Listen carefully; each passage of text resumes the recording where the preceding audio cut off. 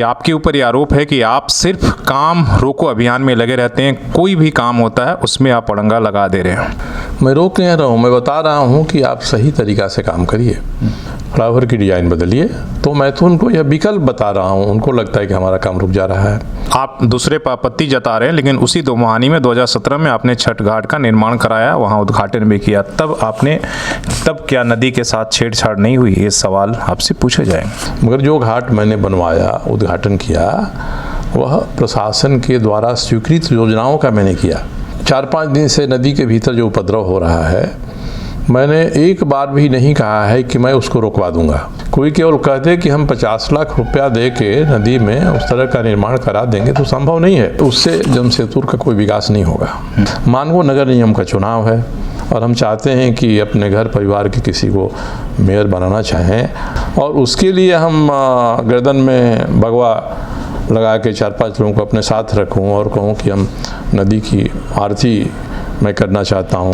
केवल इतना ही उद्देश्य रहेगा, नाक के सामने तक का ही देखने का। मेरे मन में कुछ आ गया, साहब हमारे पास ताकत है, शक्ति है, हम छिनवा लेंगे 4 लोगों का बुलडोजर, हाईवा, जेसीबी लगवा देंगे उसमें साहब, उसको हम तेल का भी पैसा नहीं देंगे। अगर इस मनोभावना से हम काम करेंगे कि साहब हम तो रुकेंगे नहीं, भले हम मर जाएंगे, इस तरह की बात होगी तो नाखून काट के शहीद बनने की बात हो जाएगी साहब। लोग गर्दन कटा के शहीद बने, हम नाखून कटा लिए और कह रहे हैं कि हम भी शहीद हैं। नमस्कार, सोशल संवाद में स्वागत है। मैं शशि भूषण। आज बात हमारे साथ पूर्वी के विधायक सरयू राय जी से करेंगे और वर्तमान में जो परिस्थिति है जमशेदपुर में कई मुद्दों को लेकर, उस पर हम बात सीधे तौर पर करेंगे। सबसे पहला सवाल यही रहेगा सर कि आपके ऊपर ये आरोप है कि आप सिर्फ काम रोको अभियान में लगे रहते हैं, कोई भी काम होता है उसमें आप अड़ंगा लगा दे रहे हैं। तो आप काम रोको अभियान आखिर क्यों? वो चाहे जमशेदपुर का मानगो का फ्लाईओवर है, उसमें भी आपने आपत्ति दर्ज कर दी। अभी दोमुहानी में इतना अच्छा वो कार्य करने की कोशिश कर रहे हैं, आप वहाँ भी बोल रहे हैं कि काम ये गलत है। तो ये आरोप आप पर सीधे तौर पर है, तो ऐसा क्यों? देखिए, भ्रम है लोगों को कि मैं उनका काम रोक रहा हूँ। मैं इनमें से कोई भी दोनों में से काम रोक नहीं रहा हूँ। मानगो फ्लाईओवर आप देखेंगे, जाएंगे 7 साल 8 साल पहले मेरी भी मांग थी कि मानगो में एक फ्लाईओवर बनना चाहिए। मेरी आपत्ति इस पर है कि जिस तरह का फ्लाईओवर बनाने की बात हो रही है और केवल फ्लाईओवर बनाने की बात हो रही है, वो पर्याप्त नहीं है। मैं रोक नहीं रहा हूँ, मैं बता रहा हूँ कि आप सही तरीक़ा से काम करिए। मानगो के ट्रैफिक का अध्ययन करिए और मानगो के ट्रैफिक को जमशेदपुर के ट्रैफिक के साथ मिलाकर समेकित आप अध्ययन करिए। कौन कौन से और रास्ते हो सकते हैं जिससे मानगो का ट्रैफिक डाइवर्ट हो सकता है, जमशेदपुर का जो ट्रैफिक है वह आसान हो सकता है। मैं तो एक मुफ्त योजना बना के क्रियान्वित करने की बात करता हूँ। यहाँ केवल एक फ्लाईओवर मानगो में बना दीजिए, मैं ही कह रहा हूँ कि मात्र उतना ही पर्याप्त नहीं है। फ्लाईओवर की डिज़ाइन बदलिए। जो मानगो के पुल के पास जमशेदपुर की तरफ टिमकेन का बड़ा चौराहा है, वहाँ एक फ्लाईओवर बनाइए। वहाँ जाम होता है तब मानगो का पुल जाम होता है और मानगो चौक जाम होता है। लिट्टी चौक से आप NH-33 तक पुरानी एक स्कीम है, उसको बनवा दीजिए। गोविंदपुर में अन्ना चौक से पिपला तक का जो ऊपर का पथ है वो बन रहा था, वो रुक गया। मैंने रुकवाया नहीं, मैं तो चाहता हूँ वह बने। ये सब बन जाएगा तब मानगो, जमशेदपुर, आदित्यपुर सबकी समन्वित रूप से रूपरेखा खींचकर हम पूरे जमशेदपुर को निजात दिला देते हैं। अब एक आदमी है, वो कह रहे हैं कि बाराद्वारी से एग्रीको तक का फ्लाईओवर बना दीजिए। एक कर रहे हैं कि मानगो चौक से DC ऑफिस तक फ्लाईओवर बना दीजिए।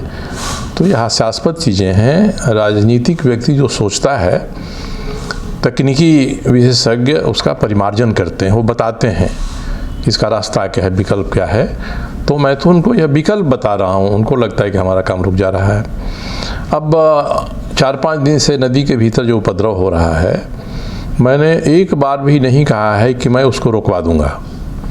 मैंने केवल यही इशारा किया है या कहा है कि जो काम हो रहा है ये काम सही नहीं है, जिस तरीके से हो रहा है वह तरीका सही नहीं है, और जिस तरह से मंत्री से लेके उपायुक्त और JNSC के विशेष पदाधिकारी ये सब वहाँ उस जगह पर जुट जा रहे हैं, तो इनका जो अधिकार है, इनका जो दायित्व है, उसके अनुरूप काम ये नहीं हो रहा है। मैं ये नहीं कर रहा हूँ, मैं तो कहता हूँ बन्ना गुप्ता जी वैसी 10 चीज़ें स्वर्णरेखा नदी में बना दें, मगर जो शर्तें होती हैं कि नदी के भीतर हम कोई निर्माण करेंगे तो आधे अधूरे छितराए हुए जो भी कानून झारखंड में बने हुए हैं उन कानूनों के प्रावधानों का हम पालन करेंगे। नदी के भीतर ऐसा नहीं है कि बिल्कुल निर्माण की मनाही है, वह निर्माण होगा तो जो नदी विशेषज्ञ हैं उनके अध्ययन के आधार पर और जो प्रासंगिक संस्था है जिसको हम सक्षम प्राधिकार कहते हैं उसके अनुमति के साथ होगा। मुझे तो अब मुझे नहीं पता है कि बन्ना गुप्ता जी वहाँ करना क्या चाह रहे हैं, तो उससे जमशेदपुर का कोई विकास नहीं होगा। वो जो कर रहे हैं मैं ये नहीं कहूँगी अनजाने में कर रहे हैं, मगर पर्याप्त जानकारी लिए बिना कर रहे हैं। नदी के भीतर के किसी भी भाग से हम बालू कंकड़ पत्थर उठाएंगे और बड़ी मात्रा में कहीं दूसरी जगह रखेंगे तो उससे नदी की जो पारिस्थितिकी है, नदी का जो पर्यावरण है, उस पर क्या असर पड़ेगा। खास करके जहाँ दो नदियाँ मिलती हैं, दोनों की धाराओं में किसमें कितना वेग है उसके अनुरूप दोनों मिलते हैं तो पानी का जो आचरण होता है उसके बाद उस रूप में होता है। यह कोई विशेषज्ञ ही बता सकता है कि वहाँ हम कोई निर्माण कर रहे हैं तो वह निर्माण नदी की धारा को किस रूप में प्रभावित करेगा।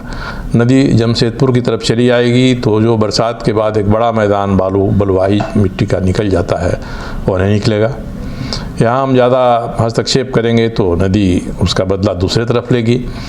ये अध्ययन के उपरांत लगता है कि जो नियम कानून नदियों के लिए बने हैं, जो नियम कानून निर्माण के लिए बने हैं, उन नियम कानूनों का पालन करिए, अनुमति लीजिए, विशेषज्ञों का परामर्श लीजिए और जो संबंधित विभाग हैं उन विभागों से जो आवश्यक अनुमति है वह प्राप्त करिए।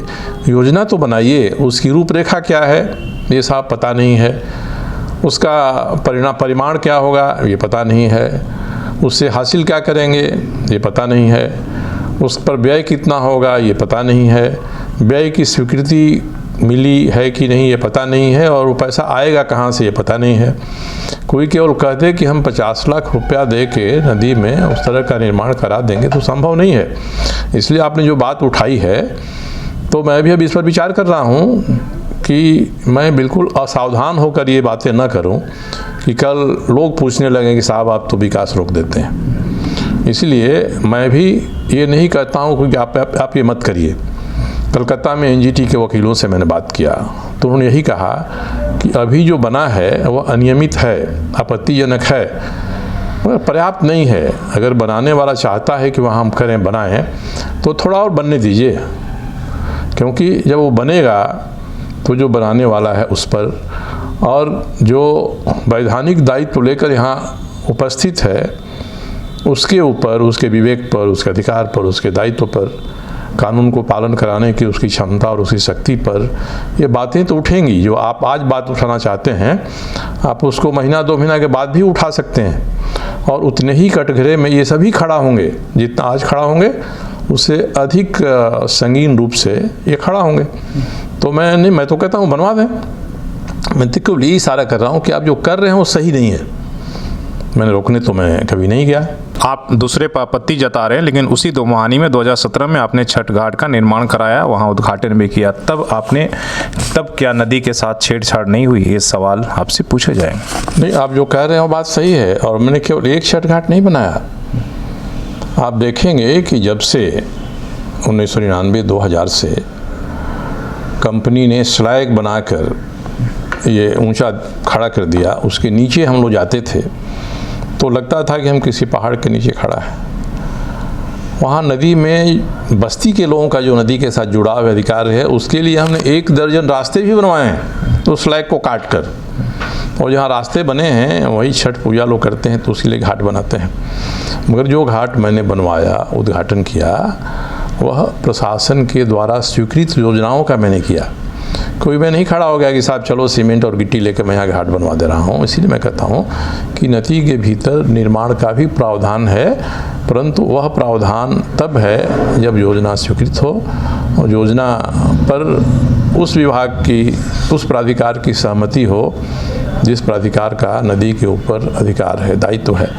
मगर उसके इन पहलुओं पर भी आप विचार करेंगे तब ये लगेगा कि इतना जो हुआ है इसके अलावा और क्या क्या होना चाहिए, जनहित में क्या क्या होना चाहिए, नदी के हित में क्या क्या होना चाहिए, प्रकृति पर्यावरण के हित में क्या क्या होना चाहिए।